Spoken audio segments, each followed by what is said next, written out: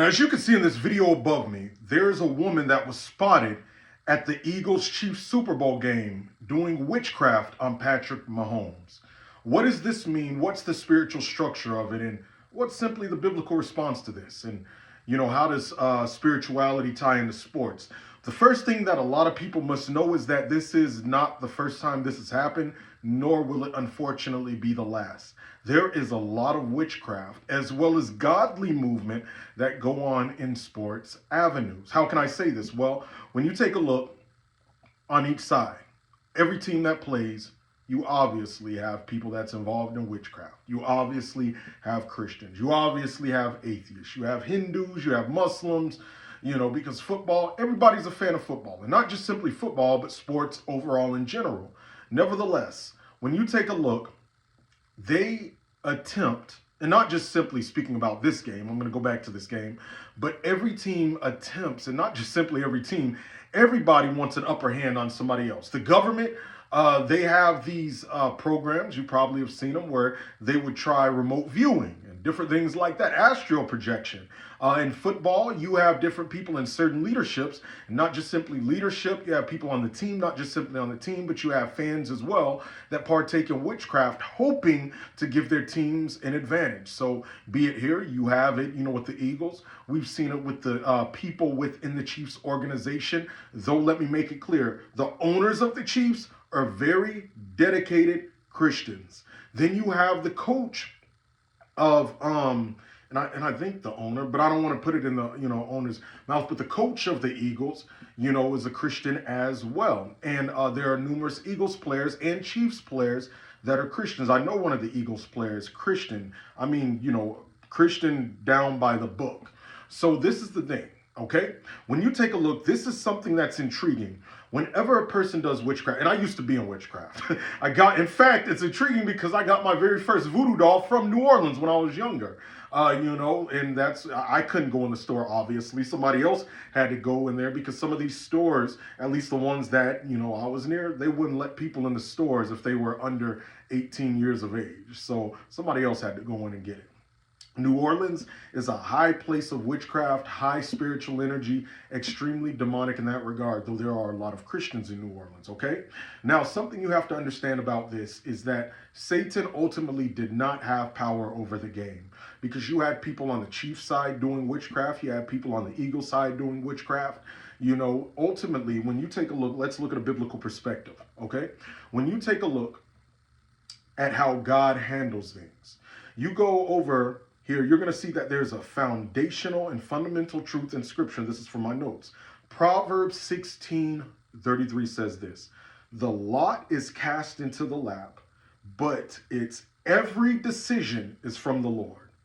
This essentially means that events that would seem to have human intervention and just simply human, it's ultimately decided in the court of heaven first. Every single thing here on this earth is. The winner of games, the winner of nations, the winner of governments, it's ultimately decided in the courts of heaven first, okay?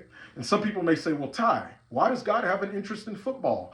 God doesn't like football. Football is a worldly sport. This is the thing. God is interested in souls, okay? And because God is interested in souls, then God will use whatever means he can to reach people or to show prophetic symbolism. So let's take a look at this. When you take a look, you have God that's over everything. He's over everything, okay, in the courts of heaven. And then underneath him, you, of course, have his angels, but you have demons as well. So you have that woman doing witchcraft on Patrick Mahomes. Was God moving with that? God doesn't do witchcraft. Nevertheless, okay? And I don't know Patrick, so I'm not saying this is the case. Could there have been an open door in Patrick Mahomes' life that allowed it to get through? Or could he have been feeling the spiritual resistance on the field? Because when you do that, though the enemy may not have a direct line inside your life, you could still feel him on the outside applying pressure, okay? Could that have been why he was off? Could it have been personal family issues? I don't know about the family issues part. I don't want to go into that because that's his business. Nevertheless, he did seem off in his game. Vic Fangio as well. He used to be the Bears defensive coordinator. Amazing defensive coordinator. I miss him on the Bears. But he also has a history of scheming up games to shut down some of the most prolific quarterbacks. When he was with the Bears and Sean McVay and Jared Goff were on fire, I remember they came to Soldier Field in the cold, and he schemed up a defense that shut them down. I love that game. So Vic Fangio played, a key role in that as well. But going back to this, the enemy and Patrick Mahomes, the enemy could have very much been attacking him. However, I want you to understand this. Even if the enemy does something, he can't do it without God's permission. When you go to 1 Kings 22, you'll see that God allows a lying spirit to deceive King Ahab's prophets. Why? Because King Ahab himself, he had an idol. His idol was himself, and all he wanted to hear was good. So God allowed a lying spirit to lie in the mouths of his prophets. And because of that, God's will was fulfilled by a demon going out fulfilling certain things. Yes, God does do that in the Bible, okay? Then you take a look at Job's trials in Job 1 and 2. Notice, the ultimate decision came from God, but through God's ultimate decision and allowance in introducing Job to Satan, Satan went out and carried out attacks against Job. God didn't carry them out, but God allowed Satan to do it, and it ultimately led to the fulfilling of God's ultimate purpose. Jesus' crucifixion, we take a look at that. It was God's ultimate will for Jesus to be crucified and resurrected, okay? But God still allowed Satan to carry it out. And of course, the Pharisees were speaking word curses. Satan was moving through that. The enemy was moving against Jesus, but God still let it happen and even orchestrated it because it fulfilled his ultimate will. With this, I believe that the Eagles winning was prophetic in the sense that it's a sign that America's being raised back up, number one. And it's also intriguing because the last time the Eagles won the Super Bowl, there was an eclipse prior to that, total eclipse 2017. The Eagles won the Super Bowl in 2018, that 2018 Super Bowl. We had the 7 years from that was the total solar eclipse. Last year, Eagles won the Super Bowl again, and Jesus was glorified. You heard them when they won. Jesus was glorified. I know the brother that I know on the Eagles loves the Lord, glorifies Jesus. The coach, Nick Sirianni, glorified Jesus. So that was awesome. What am I saying with this? That even though the woman was doing witchcraft on Patrick Mahomes, the decision ultimately for the Eagles to win was ultimately from the Lord, based on biblical structure, okay, and understanding how heaven operates. Now, with that being said, we need to pray for Patrick Mahomes and his family, because Patrick Mahomes is a Christian, from my understanding. He glorifies Jesus when he speaks in different things. Of course, there's some things that can be padded up in his life, still some things that can be straightened up, but that's with everybody. So pray for him, pray for his protection, his family's protection, because the enemy does not want him glorifying Jesus. The enemy doesn't like the owners of the Chiefs glorifying Jesus. And just because God, of course, ordained, for the Eagles to win, it doesn't mean that God hates the Chiefs, anything. That has nothing to do with it. God uses whom he uses and whenever he wants to, give signs. Just like the Tim Tebow 316 game. You remember that game where Tim Tebow passed for 316 yards?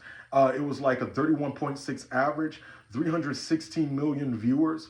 And that came on the exact day, a few years or 3 or something years prior to where he wore John 3:16 on his eyes.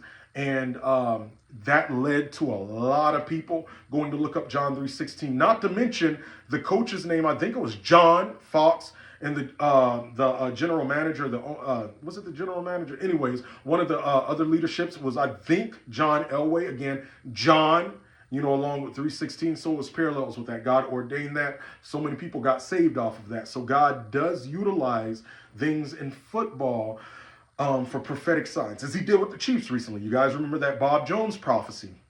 The Chiefs win, A, B, C, and D was going to happen. Well, the Chiefs won their first Super Bowl, I think, in a while or so, or their first in 2020, was it, if I remember correctly? What happened around that time? COVID hit. When COVID hit, there was a revival that took place on social media. People had to stay home, so they were forced to be on social media, and so many people got saved then, fulfilling Bob Jones' prophecy. So yes, whenever God displays things, the enemy can have undercurrents and undercuts in it, but God ultimately, as scripture says, his sovereignty decides the ultimate outcome. All right, so keep that in mind. If you like content like this, you can follow for more as always. And if you're on YouTube watching this, hit the subscribe with the bell icon to be notified whenever I upload. Okay, now the final 3 days of this month, both my wife and I are doing a detailed class where we are teaching on sex and why God made it, how the enemy perverted it. We're going to be teaching on intimacy within marriage, and with the intimacy that's, within marriage, how it reflects our intimacy with God through worship, as well as a lot more. We're going to be doing a deep dive into the Song of Solomon. If you want to be added to the email list when this is sent out, click the Eventbrite link that's located in my bio or in my description, and there you can sign up to join and be added to the email list. See you there.